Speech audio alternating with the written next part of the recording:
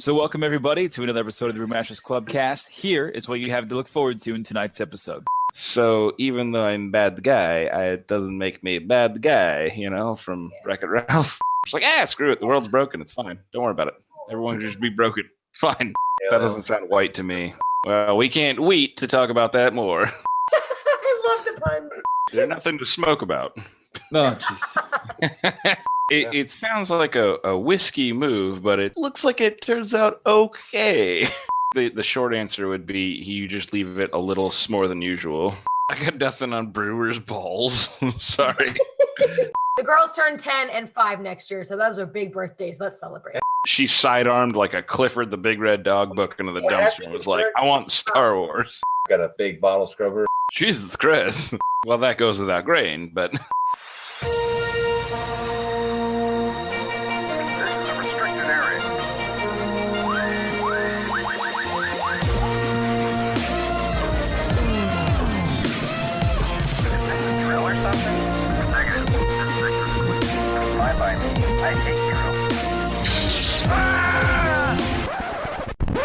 You crazy mother.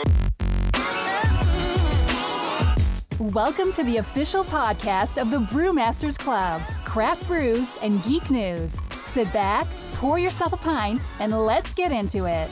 Now here's the founder of the Brewmasters Club and your host, Donnie Gallagher. Good evening, Craft Beer. How are you this evening? I am doing just fine. My name is Donnie, and this is the official podcast of the Brewmasters Club. We are Craft Brews and Geek News. We talk about national stories, local flavors, and our favorite geeky nuggets of pop culture. I am joined this evening by a few people, a few Roberts, actually, and another person named Nick Lausman Gallagher. How are you? Doing amazing. Just counting down the weekend.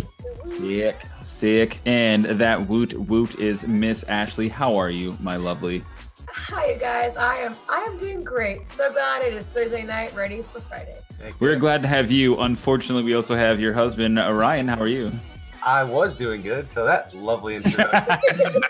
I figured you were riding high all day, man. I had to take it down back to reality. Yeah. Something like that. Again, for the 62nd time. 62nd time. Yeah, I'm going to keep putting numbers in so you guys remember because we always do it wrong. Like, I want to go back through and count how many we're doing wrong when we're doing them. We're like, this is number 17. We're like, it's 19, bro. Halfway to 1,000. What? It is a lot to keep track of, though. We've been doing this for a while now, so Good job. It's good, though. It's exciting. We appreciate our faithful listeners. Yes, we do. We're actually up to record number this. I checked Monday, and we were up to the highest number we've been, so it's pretty good. So we appreciate you guys. All right. Well, if you are new to the show, welcome. Thank you for joining us. We are a craft beer and geek news podcast, obviously. So we always start off the show, keep it nice and toasty with some craft beers that we've been drinking this evening. Does everybody have one in hand out there? Yes. Good. Laus, do you want to start us off with something possibly exciting or possibly not exciting from maybe a brewery that was my favorite but then closed? No. I wish I had some of that. No, I know. Me too, man. We'll get to that later. I just tried something that I've never tried before, and it's the Shock Top Belgian White. I just wanted to try it. It looked really neat, and the name kind of suggested that maybe it's not as abrasive as most wheats might be, or as they might sound, but it's actually really good. It tastes like a creamsicle, like a weird creamsicle, but a good one. I don't remember it tasting like a creamsicle, but a Blue Moon is a Belgian wheat, same kind. So I don't know. But they're not my favorite. White, the Belgian white. Yeah, they usually say that. But Ryan, is there a difference in your opinion during this great drinking? What are you going to drink section between a white and a wheat, or is that simply just a name preference? I think one's just brighter than the other. Yeah, I've not noticed a huge difference. I've seen wheats and whites that taste more sour, less bitter, more bitter, less sour, whatever. Yeah, I mean, unless there's a write-up somewhere, they may have used a different malt, but I think that might be the only difference. Maybe that doesn't sound white to me. A two-row or something. It's all in the East anyway, boys. It's all in the... Well, we can't wait to talk about that more. I love the puns. I love the puns. The only real difference I can see that I just did a quick Googling there is that the white or wit beers typically aren't made with a 50% wheat, and that's what a wheat beer would be made of. So if it was a Belgian wheat, perhaps it has more of that wheat adjunct in there instead of just barley. So I don't know. That's a quick thing. That was an off color kind of or off topic kind of point. But go ahead. No, that was it. Oh, you're asking me about my beer? Well, go ahead, my man. Yeah, absolutely. What'd you bring? Oh, well, I brought two, but I'll just share one. I'm gonna say that one. I brought mine to the party. You guys, Donnie, you had this on Sunday when we were at the stouted out. Stouted out. It's got 3 different variations of Brees malts, a 2-row, a chocolate, and then the black patent using Azeka hops with 60 minutes in the boil. And I forgot to mention, this is my home brew, and I'm actually really, really enjoying it. Got a little bit left, so I think it came together nicely with an 04 yeast. For all the homebrewers out there, they know what that is. So Safale, I believe, 04 yeast, but comes out. Really I liked it. Last man, you missed it, but Ryan and I made it up to Dane's baby's first birthday. It was really nice to see Dane and Brittany, of course, and all them, and just spend a few minutes chatting with them. But Ryan was so gracious enough to bring 22 bomber up there, and we all tried that style. It was pretty good. It was really what I liked about it. It was dry. It didn't linger. It wasn't like overly sweet or like really chewy. It was just a nice drinkable stout. So I liked it. I liked it a lot. Funny, I actually turned my dad onto it too, because he doesn't really drink a lot of craft beer, but one of his favorite beers when he goes to BJ's Brewhouse is he orders the J Dubs, the moo cow or whatever, chocolate moo cow or whatever. And he was like, man, this reminds me of that. So it's got enough chocolate in there, but it's not a milky finish like the J Dubs. It's more of a dry, like you said, Donnie, finish. So I enjoy it, and one day maybe I'll share it with the world. That's what I really liked about it, because it was nice and dry. But Ashley, did you bring something fun, or do you want to go last? Do you want me to go next? I did. Okay. Fun. I brought the Sam Adams smoked lager. If you don't know, listeners, I'm a huge Rausch beer, smoked beer fan. One of my favorites. So this is a smoked lager. It's got toasty malt and beechwood smoke. It tastes better than how I had it last night, so that's a plus. I enjoy it. I enjoy any smoked beer, so I like it. For Sam Adams, I think it's definitely got a nice smoky flavor to it, and it's got the independent. You know who else likes smoked beers is Christian Roberts. He loves his smoke. He turned me on to smoked beer before, and I don't like them. I think they're too smoky. Yeah. Sometimes, but I love them. Like I've got the smoked paprika. Oh my god, I use it on it. So good. Oh. They're nothing to smoke about. No, so for our what you're gonna drink, what are you drinking section, I actually brought this one I grabbed a couple days ago because I was just popping through the store. That's why I made the face, because as you guys may know, and those of you who haven't listened to this before may not know, but I'm not a super huge oak aged fan, and this is an oak aged IPA by Dogfish Head. What I didn't know about this, Lost Man, you might be keen on the ween here, is that this is a 10%er, which I had no idea. When I bought it, I got it. It was $2.99 for a single at the local liquor store. It's kind of expensive, but it's below Golden Monkey and that kind of stuff for in terms of craft beer. But 10%, I just looked it up and I was like, oh shit, 10%.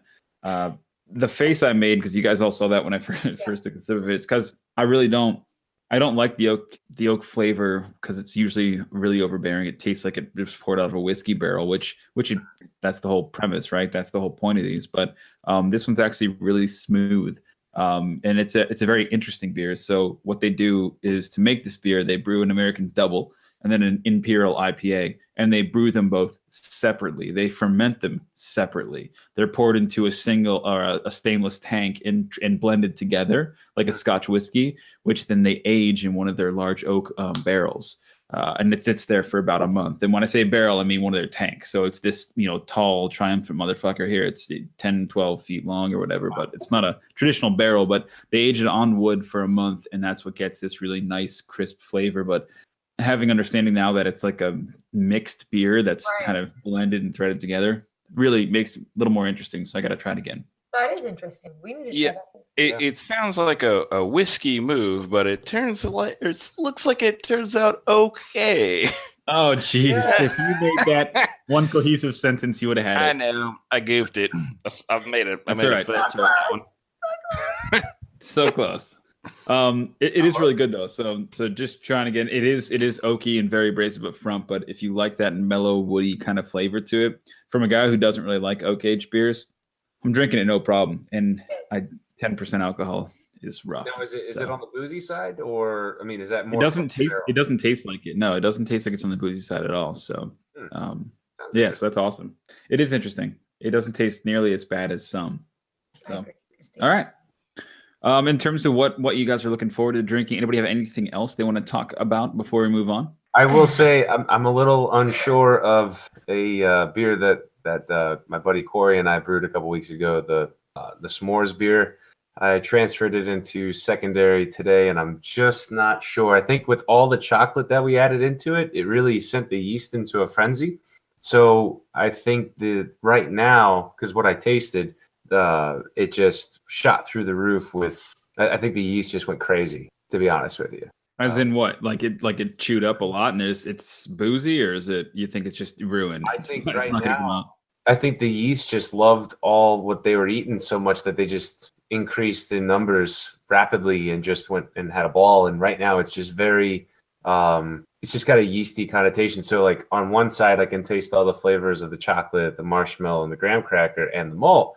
From what we brewed, but then it's just like overpowering with a pungent yeast flavor. If you remember, I think it was at your birthday, Christian Roberts had said something about one of my beers about it being a little yeasty, maybe needing a little more time. So I'm hopeful that in the next couple of days it will sort of tone down and be more drinkable, which right now it's not. So, but that's part of the learning process with going for extreme beers. You know, you never know what's going to happen.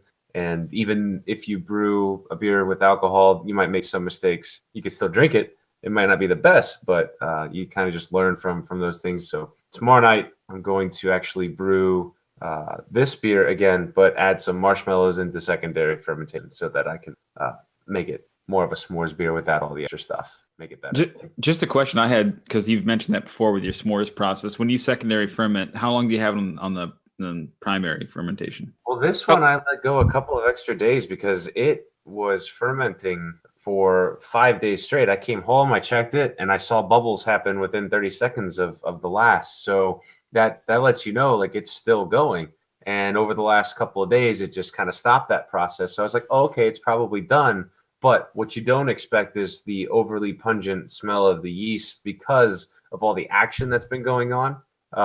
I wasn't expecting that, and it was it overpowered the beer in a lot of cases. So it almost made it taste like it was soured, but it wasn't. It was just an overly pungent, raunchy yeast connotation to it. So I'm kind of that sounds nasty. No. Like, the way you sounds nasty. Yeah, like I hope it turns the better. Me because too. that's. Well, unfortunately, Ashley, this podcast doesn't have smell-o-vision, so until that point happens, we have to go off Ryan's raunchy description. My friends, so Yeah. part of the learning process, you know. Yeah, absolutely. I think the short answer would be you just leave it a little more than usual. Oh, God. So is this the usual? Nick just No. does awesome puns. No, he's really on point for the first 25 minutes so far. We'll see where it goes Good. from here. Let's continue. Oh, brutal. Okay. Great segue, Ashley. Speaking of continuing, Ryan, we have not touched base with the fans, the listeners, the good friends of ours since Florida Craft Beer Day. So Ryan, Ashley, Lousman, you guys were all there. Can we get some quick thoughts as to how you think Florida Craft Beer Day went down in comparison to the last and previous 2 years? So first of all, it was a lovely event. I love to try and understand the technology behind that 360-degree camera. That thing still boggles my mind. Every single bit of footage I've looked at, I'm like, this is magic. Yeah, and I was there, so I promise I'm not, tripping on LSD right now. It was just really cool to see that thing working, and just see the whole room. I really just found that interesting. I've recommended it to a lot of people. I'm just like, hey, so you may not be into beer, but how about seeing the inside of a room? And people really just sort of light up. It does make you feel like you're there. That's the cool thing about that. And so if you did miss the experience, check it out on our YouTube channel at Brewmasters Club, because it is really cool. Like, it puts you right in the room, and you're just standing there like just watching and listening to a podcast, and you can look anywhere you want to. Like, you the damn floor if you wanted to. You can roll your eyes at anyone, literally anyone. That's true. Not just me. Yeah. So, well, okay. Besides the footage, what do you think of the event itself? Do you think it was impactful? The 360 camera. All right. Yeah. So the camera was cool because it brought the footage to the people, the commoners. But in addition to that, it was an awesome event. Everyone there was very, very intrigued on what we were going on about. A lot of the brewers were very fun to interact with. I mean, just a great time to sit down and talk about some beer. I mean, it was a great time. No, that's good. Now, I just wanted some quick thoughts, but before I kick it to Ryan and Ashley, my opinion of it is, yeah, I mean, the 360 is cool because you can feel like you were there, but the knowledge I think that was shared there that evening was the best part. And not only were we talking to two really hyper local, super intelligent and talented brewers, both with varying backgrounds, Tim from Craft Life and Chris from 610, is that the knowledge that they both shared was pretty impactful, at least to me. I thought was pretty special. And just hearing them talk and being an inspiration for starting a small business or being in a small business and being in the beer industry in general. Again, industry knowledge, what's going on in the scene, thoughts of the future, how they got there. It was all so awesome to hear. But also from Christian's standpoint, who is a small business owner who is now in the industry, but on the opposite side. So these guys brew the beer and then he takes the beer and serves it to us who can drink the beer at home, which is just a crazy concept. So, I mean, it would have been crazy to think about 5, 10, 15 years ago before this craft beer thing happened. So those are my opinions. It just, it was a wealth of knowledge. It was really interesting to hear. And if you haven't heard the episode yet, look on the podcast channel, look on YouTube. It's all there. And of course, 360 videos on YouTube too. So if you want to watch and listen, it's a good way to do it. But Ryan, Ashley, what do you guys think? Yeah, leading up to the day, we were just really excited. And then as I got there, I walked in and Christian's like, we've only had one customer all day.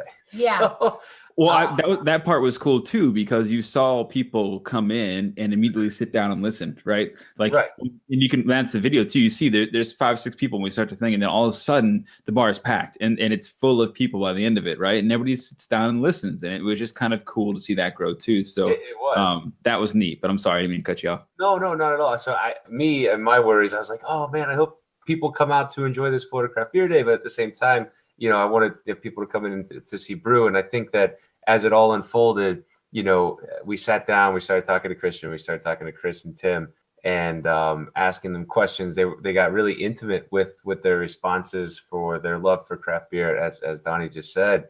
And then people started coming in, and it for us, I think this was the first time that we were actually doing a live audience.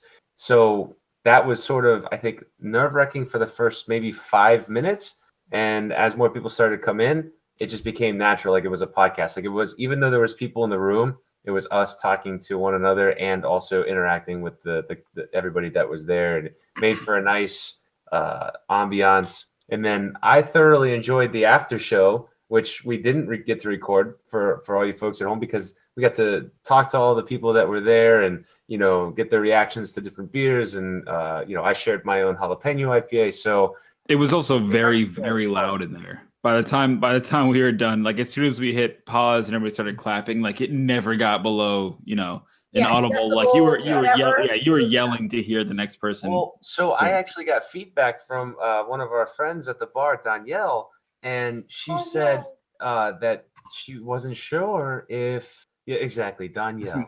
Shout out to Philip and Danielle, they're awesome. Get it? She wasn't sure if they should talk or make it sound like there was action. Like they weren't sure what to do and how to interact with us whilst we were doing the podcast. And I was like, oh, I mean, you guys were great. Like doing what, being in a live environment, that's what we expected, for some background noise and some chitter chatter and things like that. Yeah, well, and if I can get in real quick, because I came in at the tail end like 7:05, and I walked in and you could have heard a pin drop in that mofo. I mean, I was like, dang, I'm walking in, there's all these people and you guys are just talking. But then there's people, as Ryan said, kind of, having little mini micro conversations I all heard around. all the hearts you stopped when you walked in. Oh boy. But it was just really cool. If I could hit on something, I just thought everyone gelled together. The conversation was so fluid. It was beautiful. Mm-hmm. Again, I only came in for the last little bit, but between you guys and the brewers, and then the people and the energy that was all there, it It was fantastic. I mean, I was so proud of y'all because whenever Christian came up, Brian said to the car to help him grab this stuff. He was like, man, only one person's been in here. And Ryan was just like, I can see his face. Oh my God, Donnie's worst wish is coming true. Like no one's going to come. And just to walk into a full room of people listening and feeling knowledge, absorbing all that information. It was cool. It felt like a bride unsure if somebody was going to show up to her wedding. Yeah, it was, or like your homecoming date, not standing you up. It was pretty awesome. But I feel like if just the one guy would have showed the whole time, I feel like I just would have like turned it into the ending of the Truman Show, and just so it would have been like, "This is all about you, man." I think that would have been a good twist, like just on everything. But I don't know. But I thought the whole day was really good, and Christian and Tim and Chris were all awesome. It was cool. And actually, I can share this. It's not because of Florida Craft Beer Day or anything like that, but I got a call from Christian that Sunday night, and this Saturday we'll actually be at the Brewers Guild Festival, which will be on the backside of the Lightning's Arena down there in Tampa. We're going to be wearing brew shirts and going out and talking to local brewers that are going to be at the event for the Brewers Guild Festival. So it's really neat to continue the support not only of Brew but of 610 Craft Life and all the other different breweries that we visited and potentially will visit to do another podcast. So yeah, no, that's great. And that's good feedback. And I totally agree with you guys. Like it was really humbling, and it was really uniquely satisfying to just bring together a small group of people that really enjoyed craft beer and enjoyed listening to these guys share information like that, because it was so seriously just cool. So thank you all for being a part of it. And thank you to everybody. Mike, he's in our Facebook group. He made a call out to that. He was one of the only people that actually asked some questions. So big shout out to him for being a big supporter. And we hope to do many more of these this year. As I told Ryan before, 2018 is the year of the live gigs. So stay tuned for more of those coming up and around the Tampa area. Yep. And also big shout out to our local comedian. Yeah, right. Nick Gallagher. Oh, boy. Nick. No, boy. Well, you guys all hit on it about speaking about local craft beer, and that is a great segue to the next segment that we have, which is America Craft Beer Week. So the Brewers Association actually has their own version of America Craft Beer Week, but Tampa Bay Craft Beer Week has also just about kicked off. I don't know if you guys saw the local news where our good friend Sean Nordquist has kind of kicked off Tampa Craft Beer Week. It's a huge thing here, and there's just like a million events going on at all times. But I wanted to bring this into the fold because what's in the notes here? It's May 14th. Yep. So this is from a press release from the actual Brewers Association. American Craft Beer Week is May 14th. Tampa Bay Craft Beer Week is March 3rd through the 11th. So it's actually this week carrying into next week. But it's essentially the same thing. It's a large celebration, which of course we're in huge support of local craft beer. And it just never ceases to amaze me how craft beer continues to seep and link into the local economies and local impact on these areas. So big shout out to Florida, or to the Brewers Association and Craft Beer Week. But again, a more close, I guess, more local shout out to Tampa Bay Craft Beer Week, which actually starts this week. Ryan, Ashley, did you guys have plans to take part in anything out there? Well, since the event that I just talked about. That'll be Saturday, kind of kicking things. Kind of kicks it off, yeah. Yeah. We kind of were invited to go to the Brewers Ball in a sense, but that's on Sunday. I don't think it's possible to do two. Have to teach two cycling classes this weekend. So in 2 days when you have kids. Only one beer event. So we'll make one of them, and then next weekend there's still a strong potential to be a Huna. So. No. That's how we're doing it. Which we're really looking forward to. And I shared a video today. Our good friends at Cigar City. Neil posted a video today of him explaining how to get your bottles of Hunapoo. If you go to our Craft Brews and Geek News podcast website, Facebook page, you'll be able to see the video there. And but yeah, Hunapoo Day is friend of the show, Neil Callahan, by the way. Neil Callahan, thank you. Yes, I forgot his last name. Sorry. He's a friend of the show. Yeah, you can't forget him. He's a friend of the show. It's a good buddy of ours. Yes, he is. And so looking forward to seeing him and all the other people out there at Cigar City, which will actually, Hunapoo Day is going to be held at Raymond James Stadium this year. So, but no glass bottles. Your bottles are going to be picked up at Cigar City. There's a little spotlight tip there. All right. Well, let's make sure we continue moving on here. Again, big shout out to Florida Craft Beer Week, which is happening here, or Tampa Bay, Craft Beer Week, which is happening here this week. And again, Craft Beer Week, as the Brewers Association defines it, nationwide there in May. So look forward to that. And we'll be covering that more, and we'll do some recaps here of what happened in Tampa. Of course, Hunapoo Day, if that works out well, and the Brewers Ball, we'll definitely be posting about that. So moving on, unless you guys have anything else there. It's just going to be a busy week. Busy week of beer drinking. Go ahead, Laos. I got nothing on Brewers Balls. Sorry. That was all I was going to say, but you put me on the spot, man. All right. Well, it's still worth saying. It's okay. All right. So another article that kind of came up that was very interesting from craftbeer.com was the best craft beer bar in every state, according to craftbeer.com readers. So again, craftbeer.com is a direct tie-in to the Brewers Association. It's actually their affiliate there. So what they did, they were big supporters of us for Florida Craft Beer Day. Craftbeer.com readers have an extensive level of insight, which makes their beer bar list truly stand out. This is from Jess Baker, the site's editor-in-chief. She said the Great American Beer Bars selected nearly 8,000 individual nominations by the cast of craftbeer.com readers.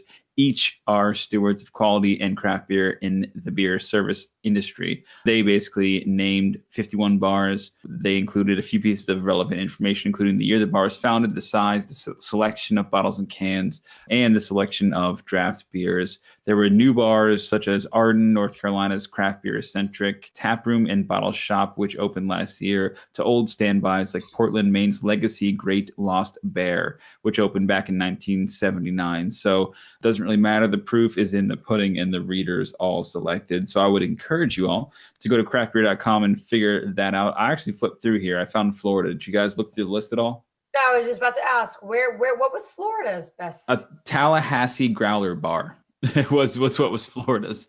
Okay. That's fine. Let's try to aim for Brew. Yeah, I was going to say Brew must have opened in too late a time to be on this list, but that's cool. That'll be the next destination. Yeah, the funny thing is this place that won looks a little bit bigger than Brew, but not by much. So it's called Growler County or Country, excuse me, and it doesn't look crazy big. Right. So cool. Yeah. But it's neat. The cool part about the list is that it was made by people who go to these places and drink. So good on them. Right. That's what I always say. Oh man, yeah. All right. So we have one. Go ahead, Ashley. I was going to say random. I'm actually kind of excited for this next little to read the comment list for Temple Terrace. Go ahead, Ashley. Kick us off. What is the next article here? That the Temple Terrace Craft Brew Fest 2018. You guys sold out last year. That's incredible. I found that really. I was just reading, so I mean, I obviously don't know when it is, but you can continue on. You're talking about it, but I think that's really cool that you guys sold out. How exciting for Temple Terrace! There's no continuing. You kicked it off. Well, no. What Ashley's getting at is that, of course, if anybody has been listening to the show since we started this show, the Temple Terrace Craft Beer Fest has been good friends and supporters, and really, our parlay, our pool that we dipped our toes into to really get fully embraced into the brewing industry and meet some of these great folks and friends that we've had in the past. We actually started, Ryan, you were there last man. We were knocking on doors, calling breweries, talking to brewers when we would go out and have drinks and have beers out and say, hey, have you heard of Temple Terrace Craft Brew Fest? Can we count on you to come out there? And that's kind of how we made some of the friends that we still know and talk to and love today. So yes, got to support the Temple Terrace Craft Brew Fest. This will be year number 3. They started it in 2015. We have 100 beers there. There's 1,500 people that come out. There's still 700 early bird tickets available, which is honestly only about half capacity. So that's good news for the Temple Terrace Craft Beer Fest, because all that money goes to charity. Every ticket that's sold, it all goes back to charity. The event doesn't only make a profit for the Rotary Club, it sustains itself. So it's a fully sustained program, as in it doesn't require any additional funds to put the Brewfest on. Then the remainder of the money goes right back to charity, and they are tied into all sorts of good stuff. Boys and Girls Club, a lot of children hospitals, things like that. I mean, they support a ton of charities. So I highly suggest if you are in or around the Tampa Bay area that you check out the Temple Terrace Craft Brew Fest. We are a big supporter. We run their website. We help them with media requests, video, take photos. We, again, do the podcast for them. So we are big supporters. But Temple Terrace craftbrewfest.com or ttbrewfest.com, and you can find out more information and buy your tickets there. When is it? It's in May. Yep, it's in May. It's May 19th. May. I didn't have it in the notes. You're in good That's call, okay. Ashley. I actually spoke with Tim on Florida Craft Beer Day, and he is stoked about it. He wrote an email like two months ago about his involvement with Temple Terrace. Yeah, he loves it. He loves Temple Terrace. He loves doing the Temple Terrace Beer Fest. Tonka Brewing is going to be pouring with him as well. And he's also invited me to come out and pour with him. So I might. We'll already be there, but you'll be at our tent, buddy. Well, you can count us in there. Me and Ryan will be there helping the Brewmasters. He might Club. be able to pour my beer whilst I'm at your tent. Well, at least we get Ashley. That's all I'm saying. Hey, I'll be the supporter. You guys. Maybe Donnie. Maybe you could set it up this year. I can pour my beer at our tent. Who knows? Well, we'll see what happens, but it is May 19th, 2018, 4 to 8 p.m. So check it out, guys. And again, TempleTerraceBrewfest.com for more details and to buy your tickets. They're $35. I mean, it's pretty easy. And man, it's a good venue to drink. Oh, it's so much beer. fun too. Great venue, a lot of fun, lots of beers, nice people. Family friendly, dog friendly. Yeah, it's a great place to be. All of it. It was great. All right. So now as we kick it into the next section here that we have on the show is basically called Geek News, where you want to drink it on in or send it on back. It's up to you. But we will begin talking about our favorite geeky nuggets of pop culture. The first one, of course, is a new segment, A Galaxy's Old Disbelief, which is a direct production of the basically D&D style story for Star Wars. Now, we, Lausman, in your great honor, almost continued this story without you. Just before Florida Craft Beer Day, I had Ashley and I had Jenny here on board. I had characters written for them. We were ready to go. But when push came to shove, me and Ryan took way too damn long to set up the equipment for the first time. And we just couldn't get to it. By then, we had already been past the point of no return. So we decided to just go ahead and cancel cutting Clarence Moonbottom out of the remainder of the episode, and we left him alone to survive the rest of the adventure. Now, I say that, Ashley, Jennifer, at any time we can bring you back in. I do have 2 fully developed characters. We're just waiting for you guys to jump in, but we will have to just pick that up at a time that is most convenient for us all. Yes. Okay. Of course. The people demand more Clarence Moonbottom. I'm telling you. Him and Blaze Star Strike. What are Ryan's name? Star Riders? I don't remember. No. Yeah, it was I forget my name. Blaze Star something? Blaze for short.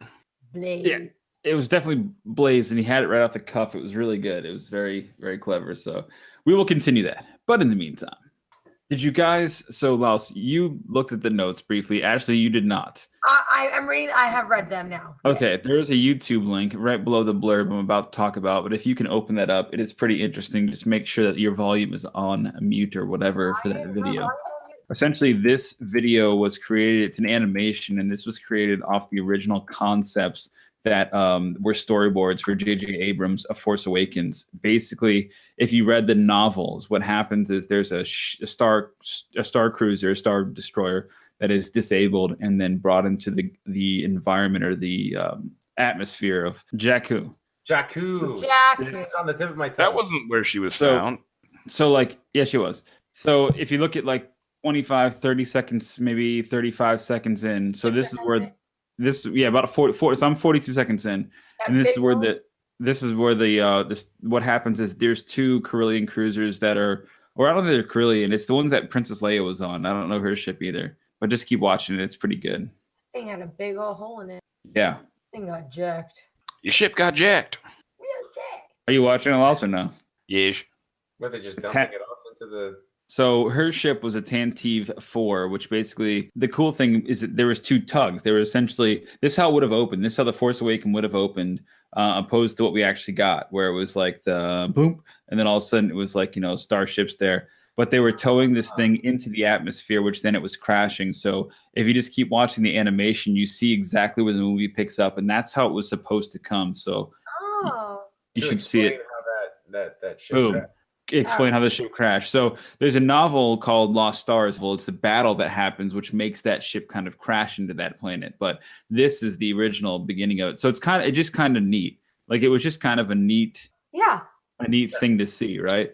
Why This is awesome. Why didn't they cut it, or why didn't they open with it? Did you already say that, or? No, I don't know why. But when JJ decided to make the movie the way he did, The Force Awakens opened that way. So for whatever it was, that's why it was created that way. I don't really know, but it's just neat to see that there was kind of, because I heard many rumors of the actual way that it was supposed to start. It just wasn't, that wasn't what played out in the cards. But it's neat to see when a fan goes and actually does that. In the time that they showed that ship being dropped into the planet there, Jakku, it was short, but it almost connected Previous fighting and all sorts of stuff. Well, it connected 6 to 7, which is fine, but we already knew 7 was connected in that sense, episode-wise. So maybe there was really no rehashing needed, or maybe it was just one of those small details that people wouldn't really ask questions about. I don't know. Well, the disconnect there, Ryan, again, because if you're not taking into consideration the novels. So the novels that had been in canon now, it's not a thing between 6 and 7 because. Well, it wouldn't be 6 and 7. It'd be 8. Well, I guess you're right. It would be 6 and 7. But there's 30 years in between there. So that thing getting a hole in the side of it and being dragged to that planet happened about 5 years before the movie Force Awakens. Right. So that is on the tail end of that gap. Right. So it wouldn't have made sense to leave it in there in correlation to anything that happened previously. That would simply explain to you why Rey was there fiddling around in the innards of that ship. Instead, so the way it actually opened is that they showed the new bad guys. They showed Kylo Ren's forces coming down the planet where BB-8 and the old man were, and they made the exchange. Then his ship got blown up. So, I mean, that one's more dramatic. This one's kind of setting the stage as to why she was fiddling around in the belly of that beast. Exactly. Good stuff. I don't like to see that though. I thought it was cool. Yeah, that's it could have cool. been really cool on a big screen. Yeah, it could have been really cool on a big screen. So, all right. So moving on, we're staying in the same vein of Star Wars here, and I just want to hit on this quickly. There's a lot of content on this one, but this again was an article that came out. I think it was 2 weeks ago at this point. Again, just because we got delayed with Florida Craft Beer Day, but this is just leveraging the article that was talking about Star Wars really going all in on the Star Wars hotel experience. They talked about this in great detail at the D23 Expo in Japan, which again was just about 2 weeks ago. But the hotel is going to be a starship itself where resort guests can take part, dress up, and really engage in experiences and activities that made Star Wars such a popular universe that it is today. They'll be seamlessly connected to the Star Wars theme park, Galaxy's Edge, located in the currently named Disney's Hollywood Studios. It's a huge game changer. So there's a video link here that we will share as well. But this is fully encompassing, as in every window, again, is going to look out like a spaceport does into raw and uninhabited space. There's planets that are going to be named, basically the planet Batu, where the planet A Galaxy's Edge is going to be based. So essentially, they're going to be able to transition right into the park, which means there's an entrance there or a hotel experience that'll be connected, which is neat. It kind of abodes to the location of the hotel. I think all that kind of stuff is really very cool. I can't wait for this to open. 2019. So, real quick, I'm not online a lot, and I don't read a whole lot on the computer. I didn't even know they were making a Star Wars theme thing. They're making a Star Wars themed thing. It's a theme park. So basically there's 13 acres or so of the Hollywood Studios is being reformatted to Star Wars land, for lack of a better word, called Galaxy's Edge. Laos was there over the weekend, got some snapshots of the... Really? Yeah, he was there. It's not open yet. I will be tweeting my snapshots out, and I do have some additional information. Yeah, put the snapshots and put the information on the Facebook group Craft Brews and Geek News, please, Laos man. Please I certainly will. Yep. Okay, so this is really cool because us now having children who are into Star Wars, that would be a really fun experience to go take them. This is all up and running, to go stay in the hotel, to go have fun at the Galaxy's Edge. Yeah. That is so cool. I'm so excited. Well, I when didn't know this. you guys have a moment, click the link in there that I put at the bottom to the Tampa Bay Business Journal, or flash that YouTube video up and play that too. And again, listeners, we'll leave these in the notes if we can. There's a video that kind of outlines the essential, what it's going to look like, kind of what it will, how it will kind of be shown and basically built. So the cool thing is the hotel itself is going to have, instead of windows facing out, Ashley, it'll have TV screens that are literally going to show scenes, flawless scenes that go from window to window to window of a spaceport. So you look out the window, and instead of seeing a parking lot, you see outer space where it looks like a ship is docking there, or a sun setting, or a planet rising over a different planet in the long Milky Way history, whatever it is. It's really going to be very cool. That's what this all-in hotel is all about. We've covered it. We've been covering it all along since they announced it months ago. Yeah, we've been talking about it for quite a while. But the good news is they're really diving in and going swinging for the fences, if you will. So I'm all in on that. I don't care how much it costs. Thank you for sharing this with me. I didn't know. My mind has been. Now, I'm just one thing I'd like to interject with, and I don't want to, this is a spoiler alert. So yes, I was there recently, and apparently, so the Star Tours ride, again, Donnie, you can cut this out if you'd like, but Star Tours ride, for the next foreseeable future, they previously have been focusing on several different worlds, several different endings and whatnot, middle grounds, and you can get sort of like almost like a randomization of how your adventure was going to like pan out. From now on until the Star Wars land opens, you actually do, what I've been told is you visit Crate as part of the Star Tours tour, and then you finish at the Star Wars World's End, or the Star Wars land that they're creating. You actually land Galaxy's there. Edge. Galaxy's Edge, thank you. You actually land there. So that's actually the really cool part. You, like, for only a couple seconds, you get to see their conceptualization of the actual land that you'll be landing at.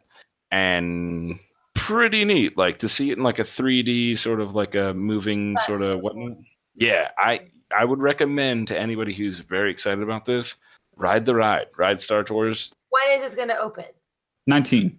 I heard spring of 19, but that will very well be Brian and back. I should get passes As soon as 2019. season 8 of Thrones comes out. That's what it is. Yeah, next year I would definitely get passes because I will be there a lot. I know Nick will be there a lot. We'll be corresponding live every day. That's awesome. So, we're going to get passes. Yeah.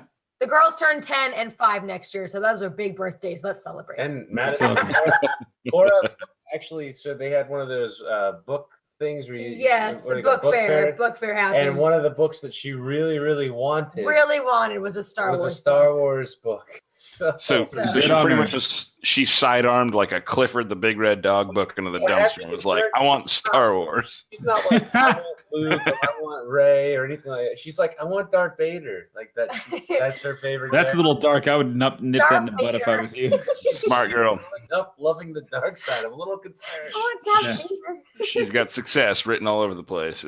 She's off to a right start. Yep. That's awesome. So cool. All right. Well, let's go ahead and wrap it up. It is about that time. We got about 5 minutes left, guys. Ryan, I put a couple of listener questions on here, just folks that were engaging online, and so I wanted to run these by you again. We're going to do what we normally do, so we will continue on with the lightning round. So you just simply say yay, nay. You answer the question if you can. If you don't know the answer, just say be honest with us and let us know. But a lot of these were opinion based. A lot of these were just kind of what you would do, and I thought these were relevant. So let's go ahead and answer some. The first one of our listener questions here. And again, please participate. Hashtag Brewmasters Club Cast. You can actually talk directly to us at Brewmasters Club on Twitter, Instagram, Facebook, at Mr. Lausman, at Brewboy813, or again, hashtag the Brewmasters Club Cast. Actually, don't worry. We'll get to how they can contact you in a moment. But these are for the listener questions. The first one came from Jason G. Ryan. Do you do any dry hopping during fermentation? So at this time, I don't. It's hard to do dry hopping in secondary when you're using glass fermenters because they can be a pain in the ass as it is to clean out. You really don't get much room with a bottle scrubber to get in there. I've got a big bottle scrubber and I can't get everything sometimes, but Jesus Christ. that's some Toot, buddy. Yeah, man. There you go.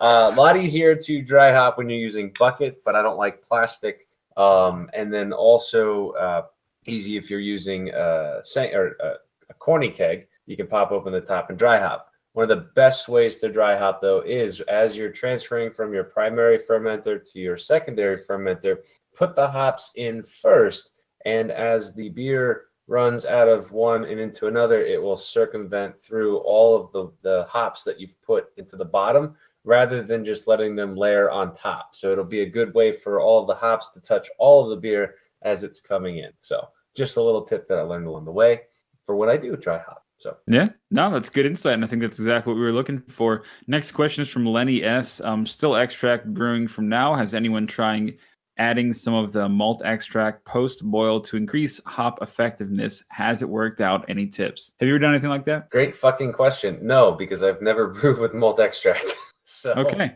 there you go. Easy answer. Go straight to malts or grains. Grains, there you go. Next one from David Z. I'm new to home brewing, 9 extracts so far, but I've read all the posts, replies. I guess since he's an extracts brewer, you might not be able to help this, but what is meant by increasing urine efficiency on brewing? I saw a post about this with an all grain. Do you know what he's talking about there, or is that question too ambiguous? Well, he's talking about two different worlds of brewing. First, he's talking about extract, and then he's talking about all grain. If you want to get the most efficiency out of your all grain, you need to get a mash tun. Do you have a mash tun? I do. We got mash It's a big 10-gallon Gatorade jug. And what is a mash tun? Just again, for all of us that aren't familiar. Yeah, basically a big water cooler that's been outfitted with all the stuff you need. There's a little grater down at the bottom. What would you call that? Yeah, like a grater, like a sieve grater. Yeah, A false bottom. False bottom. Thank you, Donnie. Thanks, Donnie. You're welcome. Yeah. A nozzle on the outside so that all the beer can run through and you can have fun with it. Yeah. Just look it up on eBay or Amazon. You'll find That I can say is one of Ryan's best purchases for his brewing. So Where does that come into play though? Like where does that actually impact the brewing process? that is During the steep? yes, absolutely. During the steep. During the steep. So at the beginning of your brew, you bring your water temperature. I like 162. Some people like 152. Bring it up to whatever temperature, but not too hot. Yep. And then put your water into your mash tun first. Then add your grains, stir it around so you get all the clumpy bits apart. And then put Cover the top it up. on top. Let it sit for an hour. That's your steep. It's like steeping tea. When you steep your grains, Yes. you're steeping tea. That's So you steep them at 162 For me, in the I would Gatorade ask- thing, and then when it leaves the Gatorade mash tun, where does it go to? First, you want to kind of filter it out a little bit. I've got a measuring glass that I'll take, fill it up, and I'll pour it back in over top. It creates the grains inside of the mash tun actually create a natural filter. If water was dripping through the earth, it would, the earth creates a natural filter for water to clean it up. Same thing with the grains. It'll create a natural filter. And as you pour it back in over top, you're actually going to get more sugars from your grains, and it's also going to clear your beer up. Then once I feel I'm ready, I'll actually just let all of the beer run into my The big pot. the big pot, and then I've got other water that's at about 180 that I'm going to basically pour back over The sparge. the sparge. Yep. So that's Awesome. where Yep. the rest of my water comes, and that cleans the sugars off the top of the grains that we were recycling through, but also keeps it nice and clear. Very good. I just wanted to make sure that whole process was understood, because it may seem like industry shop talk to you and I and Lossman, but those out there that are trying to learn may want to know more. Yeah, So it's that's all. Extract brewing is completely different than all grain, and that's why I never messed with it, because I think, Donnie, our first beer that we did, the Spartan Kick IPA, that had powdered malt extract, which is not the same as actually trying to get the efficiency from a grain. It's completely different. It's more organic when you go grain. Well, that goes without grain, but Goes without grain. No, it's just it looked like he was I should itching make for a a. T-shirt with that on there, and then on the back, well, that goes without graying. And Yeah, that's perfect. That's an awesome. Next question. when the brewery happens. From Brian S. Has anyone here done a closed transfer from carboy to keg? I've seen a few options. I'm just looking for as many ideas as possible. What I'm really looking for is more of a different way to hook up the hardware. Any thoughts? That's a great question. I'm guessing what he's talking about is using CO2 pressure from your I guess carboy and having it transfer Without touching oxygen, I think is what he's saying. Yeah. Yeah, it's a closed off valve. So actually, he wouldn't be using a carboy. He would be needing two Sankey kegs. Two corny kegs. One where the beer is fermenting and one that he's going to transfer into. Essentially, what he would do is hook up a CO2 tank with his CO2 going into his fermenter. The other connection Pressing would out actually into be going from the out to the in of the other Sankey keg. Sounds like a powder keg. That doesn't sound like a good idea. It's a lot more work than it's worth. Don't worry, it's not going to ruin the beer. Think about it. I mean, I'm drinking this in an empty glass. It's not changing my taste or flavor. Well, and that's what the professional brewers actually do. A transfer like that where oxygen doesn't touch it at all. You know what I mean? Like it all travels through pipes and Right. Through tubing there. So that's the way they do it. We just They've got we a may not bigger have the system, though. right. Huge We just simply don't have the we don't have the hardware. Okay, so the last one, let's see, the last one that I have here. I have one more question, just quick. And again, Ryan, I don't think you have any knowledge of this one, but Daniel G basically is taking 30 pounds of apples and 6 pounds of honey. They juice, they boil, they strain, they cool, they pitch, they wait. In a month, they shall see what kind of monster lies within. Do you think at all this will be a beer? They used an English cider and sweet It'll mead. be a mead. It'll be a mead. Yeah, that sounds crazy to me. I'd never had any interest in It's making going mead. to be very high in alcohol and very It might be. Yeah. All right. All right. But Go ahead, Ashley. So we have one last thing on here, and basically this is not a user-generated question. I left this note for Ashley and Ryan. I have looked at the what it's called, a carboy, correct? It's a carboy snuggie. I have looked at the carboy snuggie or the carboy jacket. That's Yes. awesome. I'm gonna have to make one. I'm saying this could be the inaugural product of SoBrew. It culminates both the sewing aspect and the brewing aspect into one healthy God, and Donnie, happy no. relationship. I know that Ryan doesn't use a lot of the glass carboys. Are you fermenting still in glass carboys, or are you doing Yes. straight in the keg? Yeah. no, Oh, it's just like when you drink Coke out of a glass bottle, there's nothing better. You give me a Okay. can of Coke and a glass of Coke, I'll take the glass all day. Beer is better in glass or stainless, but I don't have stainless. Okay. All right. Well, just so you know, Cool. actually, go ahead. Hey, it's a cheap, nice, easy Christmas gift. You know where to find those things. They're all over your house. You can measure one and make a couple for Ryan. If you want to put them on Etsy, we can plug your channel here for SoBrew, the inaugural product. Let's get it going. Everybody needs one of those. Very cool. Regulate temperature. For those who didn't see it, like they mentioned, it is a carboy snuggie for a glass fermenter. It's fantastic.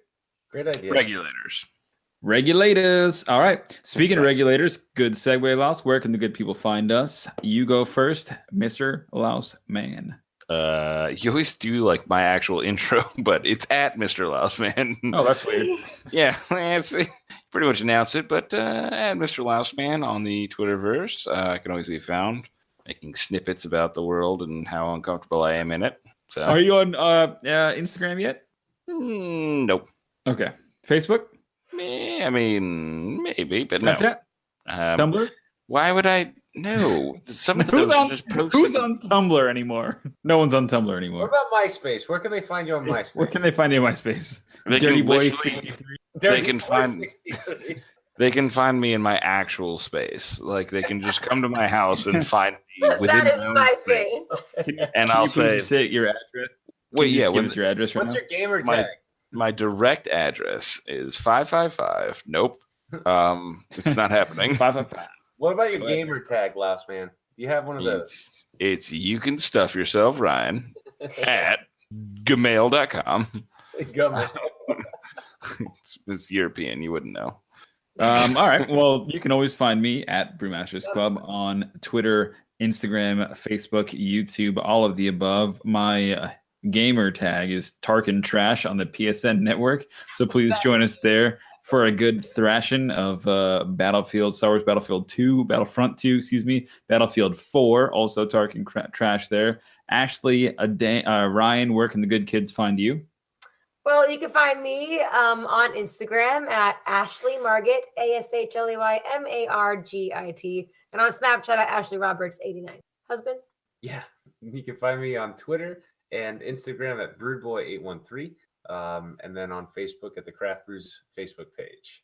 So one final plug for a few of these things. We have Florida Craft Beer, Jesus, I keep saying Florida. It's Tampa Bay Craft Beer Week happening this weekend, next week through the 11th. Then we have Temple Terrace Craft Beer Fest, one of the greatest ones in the Tampa Bay area, happening May 19th. Again, we'll be plugging that a few more times between now and then. Ryan, you guys are heading to the Brewers Ball this Saturday? The Brewers Guild Festival. Yes. Okay. So if anybody's out there, please, we'd love to meet you. I know one time we went down to Four Stacks, 20 minutes later, somebody commented on their Facebook page that they had just left. So if anybody's going to be there, let us know. Also, if you're listening to this before Saturday or even during the week, if you're at a craft beer festival of some sorts, send us a photo through the messenger and we'll post it onto our Facebook page so that everybody can know where you guys are at, or just post it in the comments. Hell yeah, send it to the Facebook page, put it up on, again, that's a good call out. We're on the Facebook group, Craft Brews and Geek News. It is a great and thriving community. We're getting more and more members every day. It's really encouraging and we love talking to you guys. So just let us know where you are at. We will do the same. Ryan's great at that. Miles, not so much. I try when I can to post where we're at, but let us know where you are and communicate as best we can. Ashley, I have one final question for you. As we say at the end of every podcast, where can we find my Snuggie? Hopefully on one of Ryan's fermenters. Ew. All right, guys. Thank you so much. That in her ear. That's guess what? We could hear you through the freaking microphone. Goddamn rocket surgeon. All right. Let's get out of here. Talk to you guys later. Thank you all so much. We will see you next time. We appreciate you. Have a good night.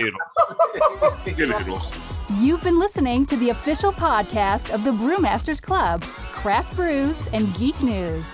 Grab a beer with the guys and be sure to subscribe to catch additional content. Add this podcast to your favorite RSS feed or iTunes. Chat with the guys on Twitter at Brewmasters Club and Facebook and online at www.brewmasters.club. Cheers!